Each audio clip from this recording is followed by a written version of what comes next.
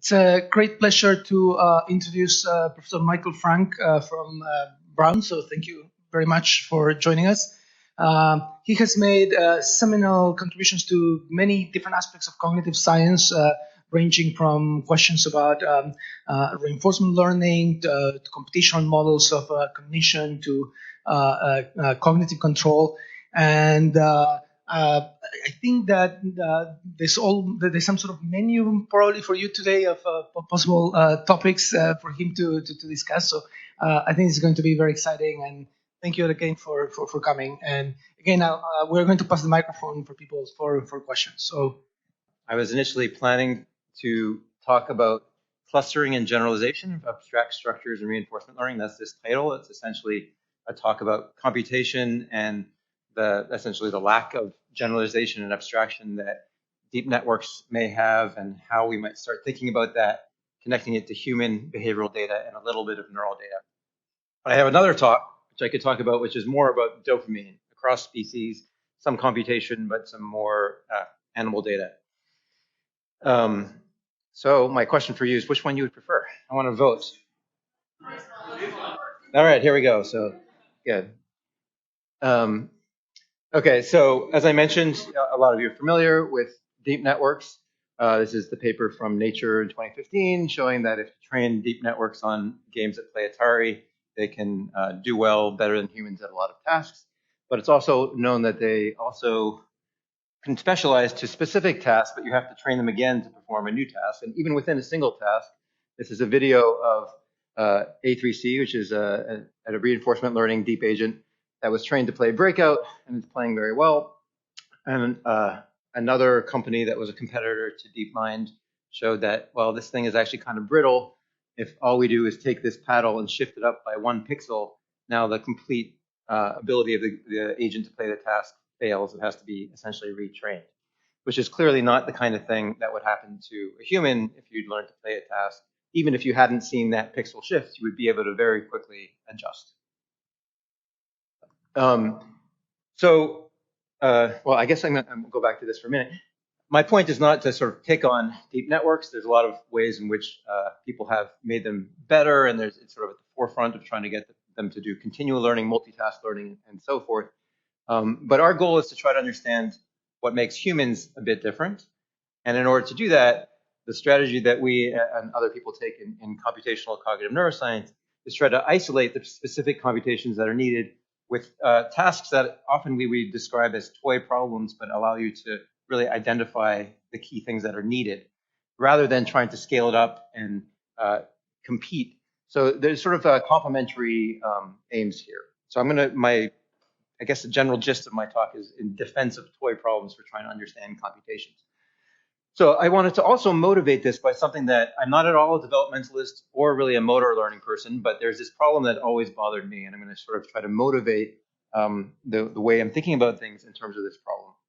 So one is that if you look at what happens with animals, so these are some kittens that are a couple weeks old, and they're doing these sort of marvelous feats of jumping and playing around with each other and doing acrobatics and so forth. And this is a picture of my two twins when they were, I don't know, a month old or something. And they were lying on the ground just staring up at me. And, I wanted to be proud of them, but like they weren't doing anything. They're just staring up at me like this, right? And why is it? Why are humans so incompetent when they're born, right? And there is a standard story for this. The standard story is that infants are born early because they have a big head and the mother has a small birth canal. They have to come out earlier than they would have normally. And so you need a 4th trimester after they're born for them to develop further, and then they become more competent. And I'm not denying that there's something to that, but I don't think it's nearly enough. So if you look at what happens after that 4th trimester, you could, as I did when I was a younger parent, I looked up at babycenter.com, lists all these milestones of what kids are supposed to show. So if you look at what happens at 3 months, the milestones are, you no longer need to support his head. When he's on his stomach, he can lift his chest. He can open and close his hands. It's not really mind-blowing stuff, right, compared to what's happening with these kids. So my hypothesis here is that the human brain, perhaps other primate brains, is wired in a way to have sort of inductive biases. So it's a way that's trying to search for latent generalizable structure that is actually having the model, the architecture that is needed to discover that structure, is actually inefficient for learning very specific problems. But once you develop it, it allows you to generalize to and be much more flexible to a wide range of tasks. So now my kids are a few years older. They're attending the French-American School of Rhode Island. They're speaking different languages. I have some videos of them trying to speak brain areas in French, but I didn't need to show those to you. So of course, my point was not to just say that humans are incompetent or that I'm not proud of my kids. The question is, what happened inside their brains that allowed them to do this?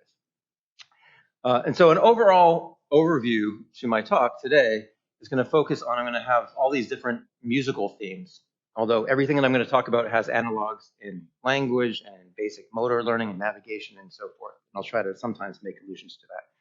So this is, let's say you're trying to learn to play the guitar.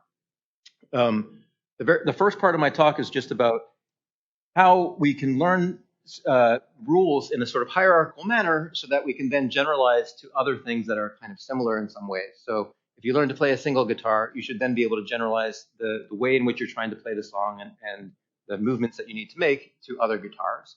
And maybe initially you don't know that the thing that matters for generalizing is that they're both guitars. Maybe you would think that there are other features of the stimulus that you should cluster together. So you kind of have to learn, okay, these are all the same. And so you can do that. And once you do that, you can generalize and learn between them. And I'll try to illustrate how we study that in humans and in models. But then I'll move on to a problem that I think if you're thinking about it in terms of music, if you're a really skilled musician, you don't only necessarily learn one instrument. You might also learn to play, for example, the piano. And the things that you learn when you're playing the piano and learning to play the guitar are different, but in other ways they're the same in the sense that you might want to play the same song on the guitar and on the piano, but use different movements. So how can you sort of figure out how to be more compositional in what you're transferring? So instead of reusing an entire structure, you have to break it down into bits, like what you want to play and how you play it. And then finally, at the end, if I get to it, I want to talk about abstractions, about how you want to learn to reuse not just specific songs or specific ways in which you play things, but you have to learn sort of equivalent structures that allow you to internalize how something works so that you can learn one song and then immediately learn a different song, even though the order of sequences you have to play might be completely different. Okay, so for the first part, we think that there is a critical role of sort of nested hierarchical corticostriatal circuits. So there are these loops that go through the frontal cortex, the basal ganglia, the thalamus, and so forth, that seem to have sort of hierarchical structure to them. So you have like a first order loop that would be about action selection for selecting motor programs or premotor programs, or let's say motor programs. But when you're deciding what motor program to do, you might want to contextualize that by a sort of premotor plan. And then you might want to contextualize that by some higher order context. So let's say you're in a coffee shop that looks like this, and you have to decide, maybe I want to choose between different coffees depending on the context. And then when you get the coffee, you then decide to reach towards it, lift it, and drink it. And so there's action selection, and learning is conditionalized by the higher order context. And the question is, if you learn that this is like a good motor action and you drink and you get the coffee and it tastes good, should you really credit your low-level motor program for reaching and getting that coffee, or should you credit the point that the action that you took, which is I ordered a coffee in this place, and that sort of has a different kind of causal structure as to what deserves to get reinforced. And maybe you're going to go into that same coffee shop, but now you're the musician, and you have to decide not just which coffee to get, but what kind of music to play or which guitar to play. And so all I'm saying here is that action selection is highly conditionalized based on the context of what you're trying to do. So if we want to study that, one thing that we use is this framework called task sets. So let's say you just want to map stimuli onto actions. And you may have a cue, a higher level context that tells you which stimuli go with which actions to get reinforced. So you can think of the cue as like, I'm in the coffee shop, for example. And if you're going to do this in a cognitive psychology experiment with people or with animals, You can think of it as just simply mappings between stimuli and actions. So let's say you have a circle, triangle, and square, and you have to map them onto A1, A2, and A3. But maybe the rules for which action you take for which stimulus might depend on other contexts, in this case, a color. So I'm going to interchangeably use the letter C to reflect context and color, but you should just know that that's arbitrary. The C could also be a shape or any other dimension, and this thing could also be a color or something else. And so you can write that in more compact form, that there's sort of a bunch of states that get matched onto a bunch of actions. And then when you go to another context, okay, you can learn a whole other set of mappings because maybe the rules are different if you go to a different coffee shop or play a different guitar and so forth. And you could just keep doing that. But of course, if you did that, it wouldn't be very general. So what we want to do is think about how there might be a latent rule set that you're trying to learn that we call a task set, which comes from the cognitive psychology literature. And perhaps you might want to cluster the context around task sets. So even if these contexts don't look like each other, these colors are not necessarily similar to each other, they may all indicate the same set of rules. And you want to be able to do that. And if you do that, you can sort of generalize between them. But the problem is that task set space is latent. You don't observe it directly. All you observe are stimuli in the world, actions, and consequences. So you have to sort of try to extract those. And again, you can think of these different colors, for example, as different guitars. And then what happens if you go to a new context altogether that you've never seen before? Well, what are you going to do? You can say, well, I'm going to just try to reuse the task set that I've seen before that's the most popular, the one that has been clustered, that has been seen across the most contexts.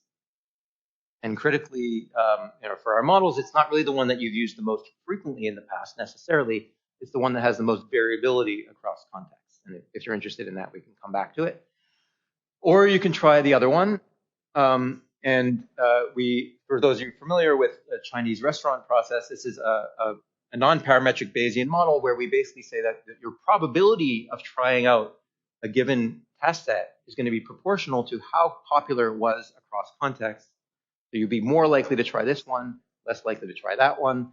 But you also need some possibility of creating a new one altogether because maybe the set of rules that you need to learn don't match anything that you've seen before.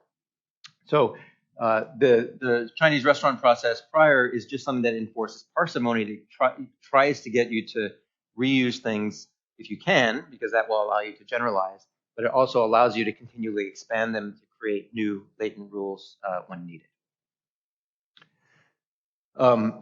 Besides it being latent, it also has unknown size. So that's why you have this sort of parsimony bias to try to keep it as small and compact as possible while allowing it to grow as needed.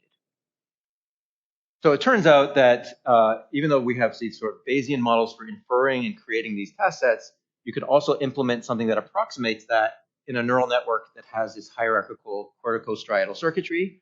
I'm just going to show it in cartoon form here rather than showing like the nitty-gritty of the neurons. But the idea is that you have these different corticostriatal loops that classically learn through reinforcement learning. So a lot of people study, including me, like a single circuit where you have these different motor actions. You have this thing that we call the basal ganglia that has complex circuitry in it, but I'm not going to focus too much on the details of that here. And that undergoes some kind of reinforcement learning process for doing what actions produce the best outcomes. But when you expand it hierarchically, you now have another whole set of loops that selects, in this case, not literal motor actions, but representations of what will become task sets. So those are not, the neurons in these models are not hard-coded to represent task sets. They just are, they don't mean anything initially. But as the model sort of learns through reinforcement learning, has sort of dopamine that goes up and down and reinforces synapses, as it learns to select certain motor actions together for certain stimuli, it will tend to reinforce that it sort of will create these abstract task set representations.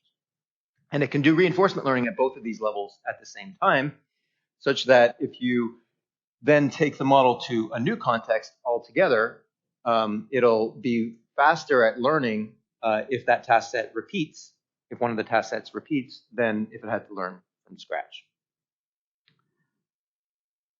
And this is just to show that what's underlying these any of these circuits is a more detailed neural network model. Let's see. So I guess one thing just to connect it to how I motivated it in the first place, and I'm not going to show it too much here. If you built this all into one sort of conjunctive circuit where you have C's and S's just as conjoint conjunctions that then go into one circuit, you can actually learn very simple test sets much faster than having this complex hierarchical structure. So that's kind of like the kitten point that I was making before. You can learn to do new things really quickly if you just have one circuit that learns to memorize for these conjunctions of states and context what to do. But if you do that, you will not be able to show this kind of transfer. It would be highly specific to that context. So the upshot of this is that building in this sort of nested hierarchical structure causes the system to try to search for, which dimensions of the world should I treat as higher order task sets that then can conditionalize what actions I should take. And if the world is structured in that way, then you will benefit from it. And while this was more of a focus of my other talk, I just wanted to mention it briefly, that we have evidence that the dopamine system, which projects to these different striatal areas, is not, as people had initially thought, global, where it goes up and reinforces all parts of the striatum at the same time, but rather there are these sort of traveling waves of dopamine activity that project towards or away from different striatal areas depending on their involvement in the current task. So the upshot of this paper is a pretty dense paper, but it's showing that there are wave-like dopamine dynamics that go across the striatum, and the direction of those wave propagation depends on whether the striatal region underlying it is necessary for doing well in the task. So we think of that as sort of a mechanism of credit assignment. I'm happy to talk about that later if anybody's interested. I'm going to just skip that. Okay, so how do we study this sort of phenomenon of task set learning that I mentioned in humans? So I'm going to go back to this sort of idea of simple, really toy problems in order to point out where deep networks fail and where humans don't.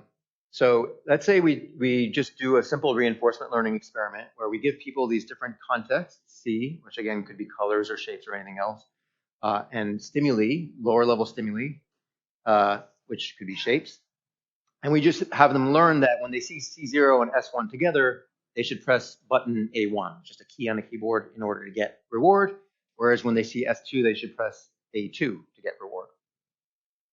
Then they also learn, in an interleaved fashion, that C1 happens to, even though it doesn't look like C0 in the experiment, it happens to have the same set of rules. And then they also learn that C2 has a different set of rules, A3 and A4. So again, you can just learn this. It's very simple. It's only 6 mappings, and you could learn it in a conjunctive way. But if you were to learn it in a hierarchical way, you don't know initially that which dimension of these things is the higher level one. But if you happen to realize that these two things are equivalent to each other, then you could cluster them together. And so the way that we test that is not by looking at learning in this phase, but after they learn here, we start adding in new stimuli. And the actions that they have to map to those new stimuli are arbitrary, so they can't really know what the correct thing to do is initially. But as soon as they learn that, let's say, A1 goes with S3 in C0, if they've realized this equivalent structure, they should immediately know to try A1 for S3 in C1. And vice versa, they might see S4, A4 with C1 first, and then they can transfer that back here. Whereas for C2, there's no other context there, so they also have to learn an arbitrary set of associations, and there's no opportunity for transfer.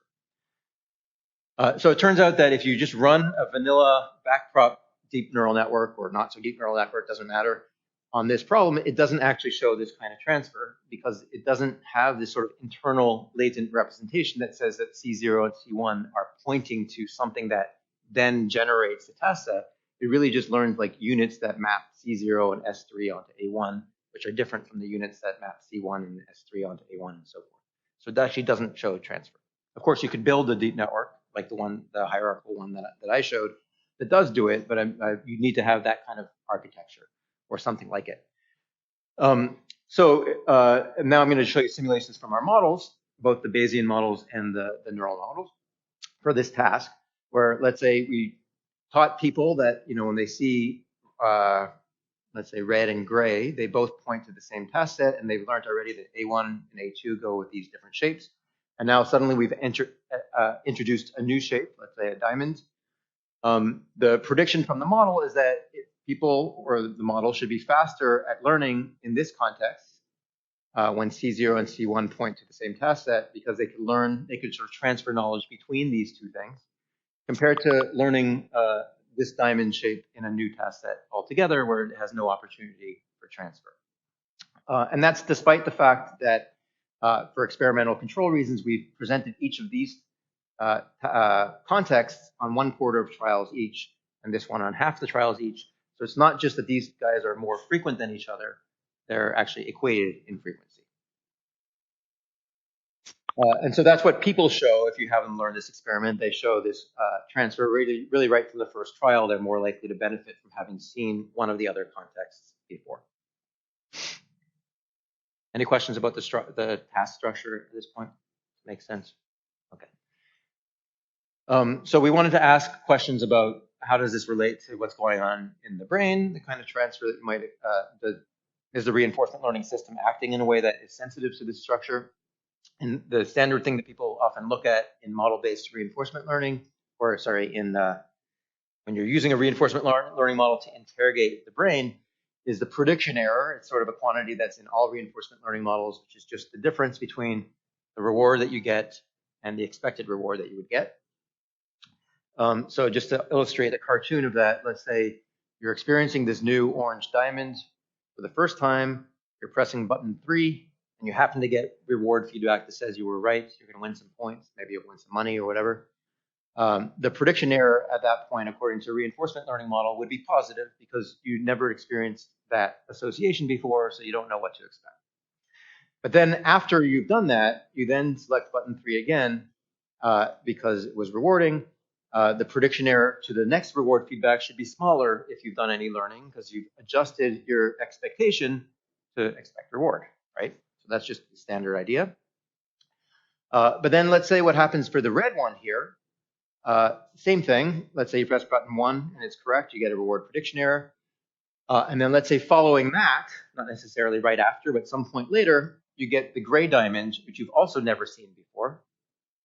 According to a standard reinforcement learning model, or the kitten or the conjunctive model, this initial response with this new stimulus should also elicit the same size reward prediction error. But if you're sensitive to structure, you've sort of noticed that gray and red both point to this latent thing, that's the task set, then your prediction error should be smaller for this very first time you've ever experienced the diamond and that button, because you know that it's not gray that matters, it's the latent rule, and gray just happens to point to that latent rule. Does that make sense? So that's the prediction. So what we did is we used EEG in humans. I'm not going to go into a lot of details, but we used a GLM approach. So rather than looking at traditional event-related potentials, we're going to try to we're going to try to model the voltage at all electrodes and time points on a trial-by-trial basis and see to what degree they are sensitive to quantities like prediction error and structure prediction error and other things. And we did find that this is just a regression coefficient, in this case, just a single electrode, which is classically related to prediction errors. It's up on the mid-frontal cortex. That is between, in this time period late and this time period early, it's sensitive to reward prediction error, which we and others have seen before.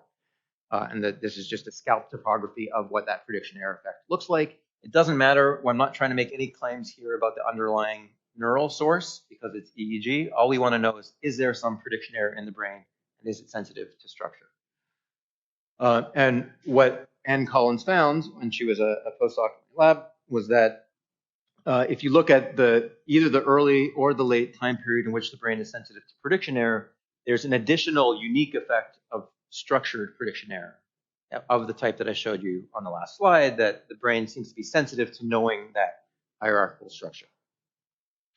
And so then we could ask, does that actually predict the degree to which people are generalizing and transferring? Not only the kind of transfer that I just talked to you about, but transfer to new contexts altogether, which so far I haven't told you about. So I'm going to go back to the cartoons here about what the task looks like. Let's say after they've learned the initial phase, the transfer phase, now we start introducing new contexts like C3 and C4. And we could introduce C3 such that it is one that is the most popular task set in the past, or it could be another one that also had been seen before but less popular, or it could be a new one altogether. And we could ask again, do people show transfer? So that's what this looks like. After we go through this transfer phase, we now start adding in new contexts. And if people are transferring, then for this entirely new context, they might say, well, okay, if it's one of these that I've seen before, and maybe I should learn faster than if I have to create a new one altogether. And we could additionally ask, do they transfer yet better if it's the more popular one than the less popular one? So the model does make that prediction. If it's, again, I sort of showed this in the neural network before. This is the Bayesian model, doesn't really matter. They both predict that learning should be faster when the task set is old in the new context. And people also show that. So obviously I wouldn't have motivated all this if they didn't. But to me, what the interesting thing is, we can now look at the brain measures of prediction error during the initial learning phase to see if people are sensitive to this hierarchical structure and see if that relates to the transfer. So what I showed you before was across all subjects, people are sensitive to structured prediction error. But if you look at the individual subjects, the regression coefficients of how much they have a unique effect of structured prediction error, not the overall reward prediction error, but just the structure part, you can see that there's a bunch of people that are positively sensitive to structure, and then there's another bunch of people that are sort of clustered around 0. And maybe we could speculate later why some people would do that. But the interesting thing is, if you now look at their later transfer in the third phase of the task, the people who had this kind of structured prediction error show a very clear transfer to that old task set, whereas these people showed no transfer at all. And then one other quick result is that also those people who show transfer seem to be doing it in a way that's consistent with this clustering prior. So if you look at the action that they selected in the very first trial, they're more likely to choose the task set that is the most popular compared to the less popular one. Okay, so the summary of this is that this kind of structured learning affords transfer, both within context and across. Seems to depend on clustering priors, and it informs neural representations of reward predictions.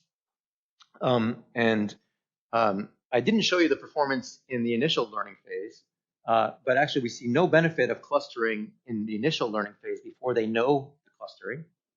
Just like I said, my kids weren't doing very well, or that there's actually a cost to building the structure, so people actually do worse at these contexts than this one initially, which I can talk about later if you want.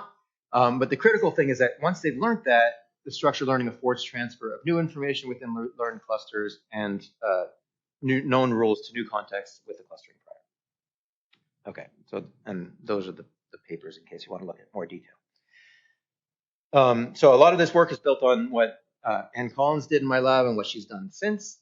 But one thing that you might have noticed here is that these structures are all, like when you go to a new context or you add new stimuli, you're basically having to import or transfer the entire structure as a whole, which might apply sometimes, but I motivated before that what happens if you learn to guitar and then learn a piano, you don't want to be able to say, well, this is completely different from anything I've ever seen before. After all, it's something that plays music.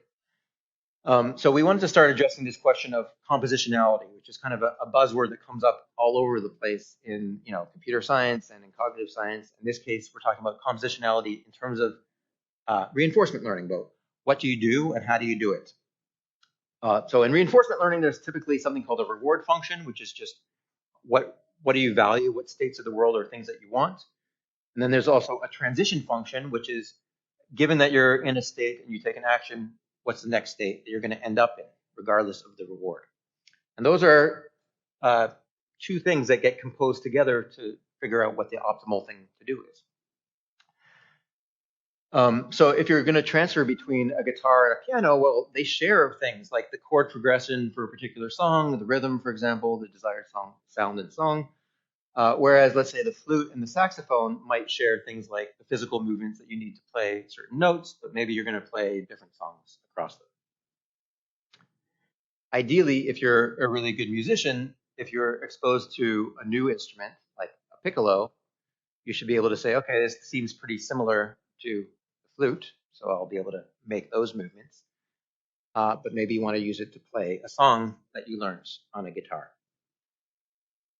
And if this seems really hard to you, it is, because you have to be an experienced musician to do that kind of transfer.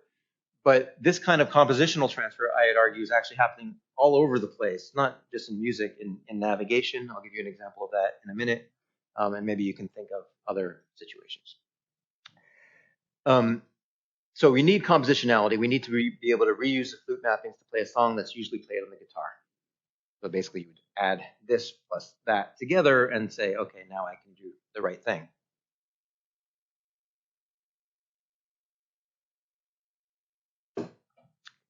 The clustering models that I talked about before could not do that, because essentially what they did was something like this. You'd have a context, you would figure out how to cluster it into something latent, the task set, but that then defined, the task set essentially defined together what the transitions are, what you have to do to get to the next state, and what the rewards are. And so if you're clustering them those sort of jointly, that's not going to allow you to generalize them independently of each other. And I told you I'd give you another example. This is just one of them. Let's say you've learned to drive a car to get somewhere, and you've learned to ride a bike to get somewhere. If you're going to a new place, let's say you want to reuse the bike routes and the rules that you use when you're riding a bike to go somewhere that you usually drive to, it shouldn't be that difficult. It's not like you'd have to learn to bike from scratch and learn all the bike routes again. You'd be able to sort of put those two things together, and that's essentially what this is addressing. Okay, but to study that, we break it down to its key elements. And so we are going to have our agent navigate in just a grid world, which has actions. They can move up, down, left, and right, and it has reward spaces. And later on, we're also going to have people do this online. They're going to like press buttons to try to move around. And we can vary the rewards so that the different spaces in the grid can have rewards of 0 or 1 in this case. But we also vary the keys that you have to press in order to move up, right, left, or down. So sometimes, this A5 maps onto this left button, but sometimes if you want to move left, you have to press some other button. So those are that's the transition function of how you act to move to a different state, which is different from the reward function. And again, this seems contrived, but if you think about a guitar and you just pick up a guitar and you play a single note on a single fret, if you're a guitarist, you then know immediately what the other tunings are, at least on that string and probably the rest of the guitar. So similarly here, if there's a certain set of mappings that if I press this button to go up north, I might know immediately that that means this button takes me east and this button takes me south. So that's the way that we've sort of structured it. So Nick Franklin built these clustering models. The joint clustering model is essentially the same one that I showed you before. It just takes these contexts, puts them into these clusters that are latent task sets that then define both the phi, the transition function, and the reward function that then influences your policy. He just did that in a model-based context that requires you the agent to plan to decide how to move around to get the reward. But we also built a model that we call independent clustering model, which says, well, maybe we should treat the reward function and transition function a priori as completely different things. So we should do our clustering of them both separately. So it could be that we have a set of clusters for a reward function that may or may not be the same set of clusters that move you to the transition function. And just wanted to mention that we have some theoretical and empirical work on this that I'll talk to you about in a minute. But Rex Liu, who's a postdoc in my lab, just published a paper just accepted a couple of days ago in artificial intelligence, where he realized that you can sort of get the best out of both worlds. You don't have to have just an independent clustering agent or a joint clustering agent. You can actually simultaneously learn the covariant structure and the independent structure. And well, I'm not going to be able to go into the details of exactly which situations that's important, but I'll show you an example of it in a second. Sorry. But it used something called a hierarchical Dirichlet process, if any of you are familiar with that. But to illustrate the need for this kind of clustering and why it's important to think about, we built something called, we designed a task that's called a rooms task. It's often used in reinforcement learning, where an agent has to go around the grid world, go to some door, which is going to then take it to another room, that's going to take it to another room, and finally it gets a reward. But we structured it such that there are a number of doors in each room. Only one of them takes you to the next room. At the end, you have a reward. But also in each room, the mappings, the transition functions of which buttons to take to actually move in the right direction could be different. But in some rooms, they might be the same as things you've seen before. And similarly, the door that you have to take to get out might be the same as something you've seen before, or might not. But they don't necessarily have to go together. So you have to, if you're going to learn well in this task, you have to be able to try to transfer what is most likely to be true in terms of the transition function, the reward function, and maybe do that separately. And then we made it diabolical, which means that if you make a mistake at any point along this task, you go into the wrong door, you have to go back to the start. So that's really going to force the agent to really need to benefit from transferring the right thing, from having the right structure. And what Nick showed is that if you look at in this case, the room structure is independent. If you look at the total number of steps it takes, the independent model is much faster at solving this task compared to a joint model, which is itself faster than just a flat model, which would be like the kittens learning everything from scratch. And that advantage grows with the number of rooms. So in this cartoon, I only have 3 rooms, but the agents actually had to go through up to 40 rooms. So the benefit of independent clustering grows with the number of rooms and also with the size of the grid area within an individual room. So as the task gets more complex and there's sort of some repeated structure that you could reuse, it really matters whether you're clustering in a way that is sensitive to the statistical structure, whether it's independent or joint. And I mentioned Rex's work, so just to very briefly highlight that, he made it yet more diabolical. So it's kind of amazing that he got it to perform anything. This agent had to go in a room. We call this the castle with dungeons task, or the hierarchical diabolical rooms task, where the agent had to navigate to a particular spot on the grid, but instead of that taking it to the next room, it took it down to a sub-level. So we think of this sort of like Super Mario Brothers. If you're playing the video game, you have to like go down and solve a level, then come back up. And so once it solved that, once it got to this thing, it would go down to the sub-level. It would have to learn the mappings and the reward function in order to come back up, and then go to the second one, go back down, then go to the third one, go back down, then finally go to the door that would take it to the next room, and then do the same thing all over again until it gets to the final room.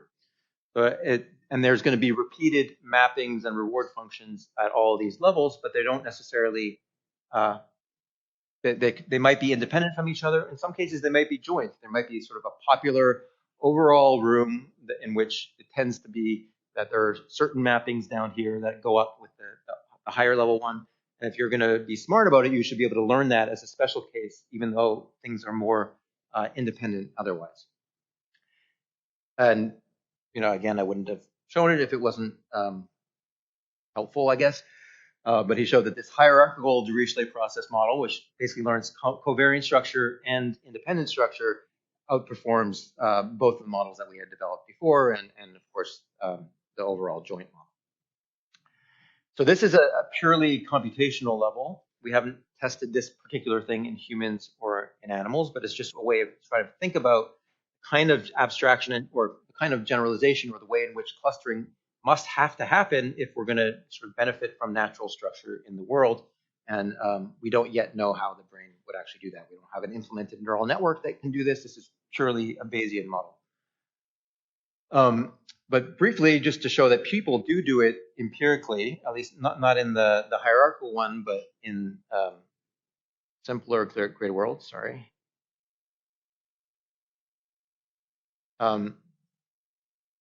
We can construct environments that are joint. So this is an environment in which you see a couple different contexts. They look different from each other, but they both have both the reward function in the bottom left corner and this mapping function. These other 2 contexts go with this mapping function and that one, and so forth. And that would be that would be an environment that has joint structure. So once you know the reward function, it tells you the transition function, or vice versa. And so our agent can sort of infer whether to use the joint actor and the independent actor. When it's exposed to this environment, it increases the probability of assuming that the world is joint. But you can also construct an environment, of course, that is completely independent, and then you get the opposite. So the question is, what do people do when exposed to these different grid worlds that have different structure? And without going into the nitty-gritty of all the details, all I'm showing here is the degree to which people's performance is similar to this, what we call the meta agent that infers whether it's joint or independent. And what we found was that people are smart. They generalize in a way that accords with the statistical structure that they've seen. So if the world overall seems independent, when they go to a new environment, they assume independence and they generalize that way. But if the structure that they've seen before seemed joint, they look more joint. One other point I want to make is we do have some neural networks that can do things like compositionality, and I'm just going to stick with the musical theme here. I had a postdoc in my lab called Chris Calderon, who built a recurrent neural network of how you have these populations of neurons that interact with some basal ganglia circuitry that then selects actions. But the kind of compositionality he was studying here was how an agent can learn to play musical sequences independent of their rhythms. So imagine you learn a song and you learn another song in a different rhythm. You want to be able to combine the two of them. You don't want to have to learn a song only in one rhythm and have to then learn it from scratch when it's in a different rhythm. And let's see if this works. And this is mostly just an advertisement for a fun demonstration. Oh, I forgot to say that he called the model the ACDC model, the Associative Cluster Dependent Chaining model, I think is what it stands for. So I said, if you're calling it the ACDC model, you better make it play an ACDC song. So he output the model to the song Thunderstruck. And what you're going to see here is just the trajectory of the recurrent neural dynamics as it's playing the intro to Thunderstruck. I don't know if any of you recognize that. It's super simple, but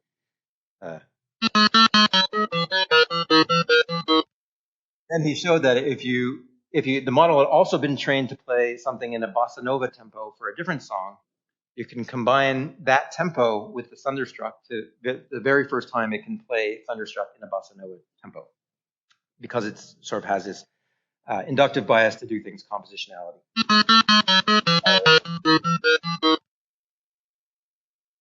Okay, so for the last part of the talk, I just want to focus on how so far we've considered sort of the transfer, how an agent can transfer specific transitions or goals, rewards, like learning a C scale and transferring it to other guitars and to pianos. So you learn it on one guitar, you transfer it to another guitar. If you're learning in a smarter sort of compositional way, you should be able to learn things on one instrument and transfer it to another. But for the last part, I want to focus on something that is more related to abstraction, which is, in the example of guitars, let's say you've learned a particular scale, like C, D, E, F, G, A, B, on a guitar. Even if you're going to transfer it within a guitar, you might want to learn a different scale that has a different set of ordering of the sequences that you need to, of the notes that you need to play, a different set of songs that you want to play. But if you're learning it in an abstract way, you should be able to learn a new scale quickly, even if you haven't seen this particular sequence before. And I'll try to illustrate that in a minute. And this is going to be a situation, if you're familiar with other models of generalization and reinforcement learning, where both the rewards change, so which things you want to do, the rewards that you get are going to be completely different, and the transitions change. But yet the abstraction is preserved. So the way in which notes map onto different parts of the fretboard is preserved. And there's a lot of examples of that, again, not just in music. In speech, for example, when you're trying to speak, you're trying to say words with a certain volume and pitch, maybe accent in some cases, and maybe your tongue is on one part of in one part of your mouth or another. But you learn the abstraction of how all those things mean the same thing in terms of the phoneme that you're trying to produce. It's something that's effortless, but you're learning that kind of abstraction and transferring it immediately. So in the example of the guitar, you might want to learn that this is the fretboard of the guitar. So this string and this fretboard, this is a C note. And so is this, and so is this, and so is this, and so is this. They all actually mean the same thing in note space, even though they're in movement space, they're totally different. If you learn that abstraction, then if you learn one scale, you can immediately learn another scale on a different part of the fretboard. So that's the gist of it. So we talked about these sort of corticostriatal circuitry for this kind of transferring, but one question is, how can you learn to compress this representation instead of this high dimensional state space? How can you learn a compressed representation that would allow you to effectively transfer? And so this is going to be all work by Lucas Lehnert, who was a grad student with Michael Littman in computer science and with myself. And we got these models to perform a bunch of tasks, including navigation tasks and so forth, that transfer in ways that some other models don't. But for the musical theme, I'm going to focus on just the guitar playing task here. So if you're learning to play the guitar, what you're trying to do is figure out, again, what button to press or what string to press to make a certain note. And you might want to transfer that to other situations. And as I mentioned, a guitarist can internalize how these notes are mapped onto the fretboard of the guitar, which then accelerates the learning of new sequences. And so the question is, how can reinforcement learning algorithms construct these kind of internal representations that will transfer? So this is Lucas, and I'll very briefly mention some work that we're doing empirically with Alan Jasker of how this might relate to the brain at the end. So the usual way in which a deep network performing reinforcement learning would work is it tries to maximize reward. That's what reinforcement learning algorithms do. They try to get as much reward as possible. So if you're going to connect something that has a high dimensional state space into some internal representation through a sequence of layers, you would then get it to try to produce a particular note. And the latent space, so like what the neural network will learn, is going to be informed by the feedback about whether you got it correct or not. You get a reward, and that's going to modify this sort of internal representation. So what the neural network will learn is going to be informed by trying to just getting the most amount of points. But what Lucas worked on was called a reward predictive model. So it still uses reward, but instead of trying to maximize reward, it tries to figure out what is the representation I can have that's going to allow me to still predict sequences of rewards. So it's going to say, I'm going to predict that I'm in this particular state of the world, and if I take this action, here's a sequence of rewards that I'm going to get. And if I can make that prediction correctly, I'm going to collapse the states that are all similar to each other, but still allow me to make those predictions. That's the gist of it. And so now, instead of reward maximizing training the neural network, it's these reward sequence errors that are going to train the internal representation. And then once you've learned the abstraction, you can throw away the details of exactly the transition function, the reward function, all that. All you're going to keep is the way in which things are equivalent to each other. And the question is, does that provide you reusable knowledge? Here's the thesis statement from Lucas's dissertation, which is learning an internal representation that's detailed enough to predict reward sequences prevents overfitting to one task and allows you to accelerate learning across previously unseen tasks. So I'm not going to show it here, but he showed it in simple Markov decision process situations, like simple grid worlds, that of course you can get it to do well by compressing the state space to maximize reward. But the amount that you have to compress will then not work very well if you have to learn new grid worlds. But if you're doing it in a way that allows you to predict sequences of rewards, then if there is a hidden abstraction, you'll be able to find it. So in the guitar example, again, I'm showing you that there are these different locations that are all equivalent to each other. And I also mentioned already that we're using, even though this seems really difficult, and you have to be a really expert musician, I would submit that this is the kind of thing that we as humans are doing all the time. Speech is one example, but there's a lot of examples of this. And so what you're going to do is what the idea would be is to try to make all these things equivalent to each other so that you could then transfer in the most compressed representation possible that still allows you to know what's relevant. So to transform this into a Markov decision process, he had an agent start in a state, and if it played the C note, it would get a reward because it's trying to play a particular scale. And the only way it would keep getting rewards is if it did this particular order, C, D, E, F, G, A, B. Otherwise, it wouldn't get reward. And what he showed here is that if you're learning the initial scale here, in green is this reward predictive model that is trying to maximize or try to predict the sequences of rewards while also trying to do the right thing. And in orange is a model that is compressing by trying to maximize reward. If you're familiar with it, it's using something called a successor feature model. And it can do just as well because initially it's just in the initial sequence that it's learning. Yeah, I just wanted to ask, what do you mean by the reward sequence once again? Is the abstraction essentially coded in the reward sequence? So the fact that you go from C, D, E, G, in a F, G in a guitar fretboard is can be mapped to a sequence of rewards? Is that the idea? Now, it's basically saying, okay, if I were to take this high-dimensional state space and compress it such that A and X are equivalent to each other, so that as far as I know, I'm going to make all my planning based on that compressed representation, would I still be able to predict the actual observed sequence of rewards that I get? So a simpler example, which maybe I should have shown, but I know I'm putting a lot into this talk, is let's say you have a 3x3 grid world, and one column of it is always rewarded. If you're a reward maximizing model, and yeah, it's let's say the right column. If you're reward maximizing, you can compress that down to just one state that just says go right.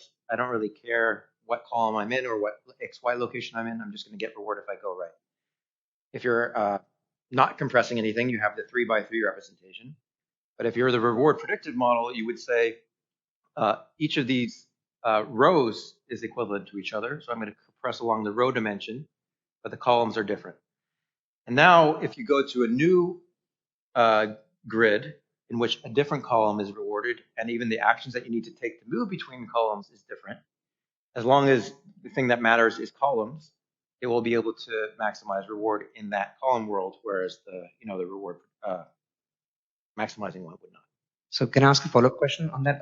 Essentially, I guess, does that require that when you go from one world to another, so in the first sense, I guess you can say there is a subset of states and those map to a subset in the other states. That's why you can reuse the compressed representation of sequences in some sense.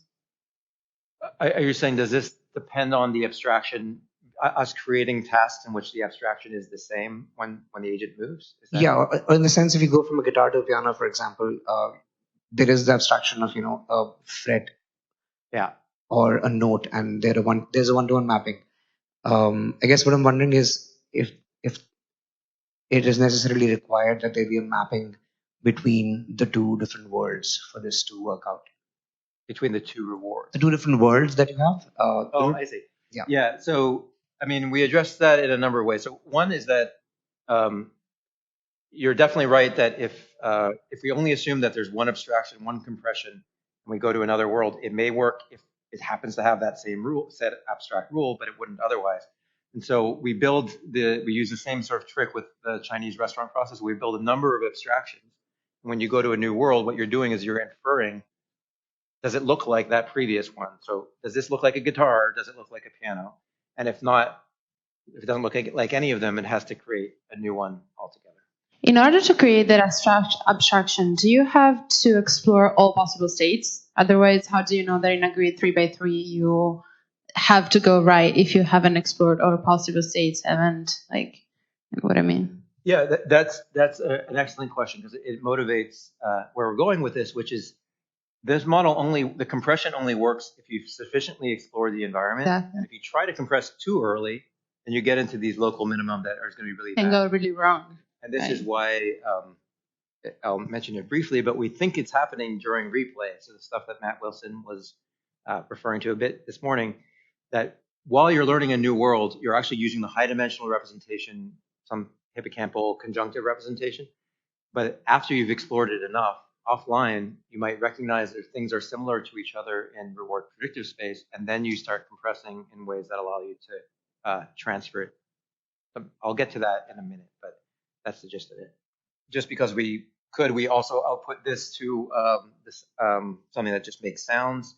So if you look at the initial sequence, scale 1, for some reason I can't play the things, but it doesn't matter. It sounds good here for both models. And when it transfers from a C scale to a G scale or some other scale, the reward maximizing algorithm, even if it's trying to compress according to the state of the art other models using successor features and so forth, kind of waffles around because it depended on the specific transitions between latent states. Whereas the reward predictive model doesn't care about any of the specific transitions. It just cares about similarities. So a C here and a C here are always the same. D here and D here are always the same, but I can put them in whatever order I want, and it'll still be able to learn quickly. That's the gist of it. And so this is getting at what I was just mentioning in response to the last question. What Alana is exploring here sort of conceptually and with some human experiments for now is that perhaps because the algorithm requires you to learn everything, you have to explore the environment enough to be able to compress it, that perhaps during the initial experience, you're just using the high dimensional representation. But then during, do I have a picture? No, I don't have a picture. So during rest, you would replay, but not replay specific sequences that you've experienced before in their order necessarily, but rather you would replay items that are similar in reward predictive representations, right? So you might actually replay something that is not, I went from this state to that state to that state to that state to get the reward.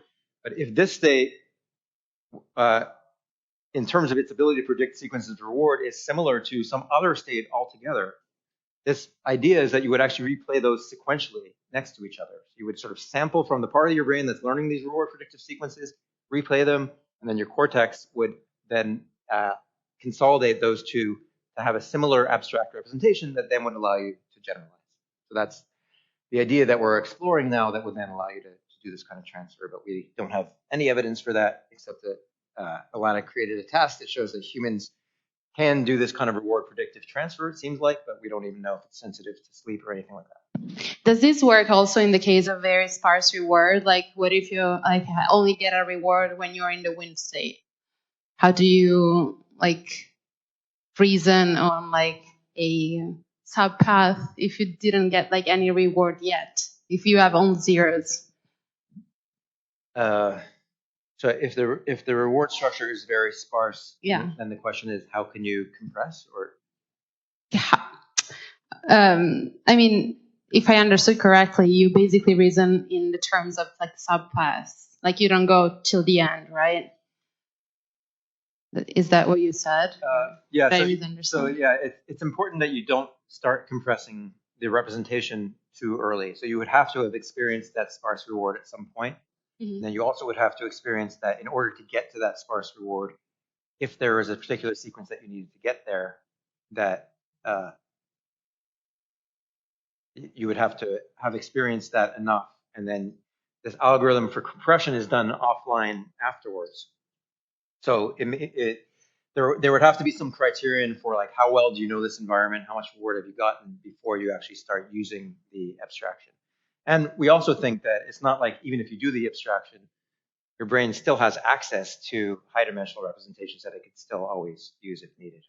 Okay, thank you. Okay, well, that's the gist. Summary here is that we think that these hierarchical frontal cortical striatal systems interact to support not just basic reinforcement learning of stimulus response learning as has often been studied, but really structure learning across multiple levels of abstraction in hierarchical ways. And that if you have that sort of inductive bias, that architecture imposed on you, it leads to a slower ability to acquire action contingencies compared to having just a single circuit, because you have to do credited assignment across these different levels. You don't know which dimensions of the world are indicative of the higher level states or the lower level stimulus action associations, but it affords generalization and transfer. And I motivated in terms of my kids and the kittens and so forth. I'm not a developmentalist, but I did collaborate with Dima Amso's lab and Denise Wirchin, who showed that even 8-month-old kids seem to show generalization that's consistent with this hierarchical structure, and it relates to activity in their prefrontal cortex.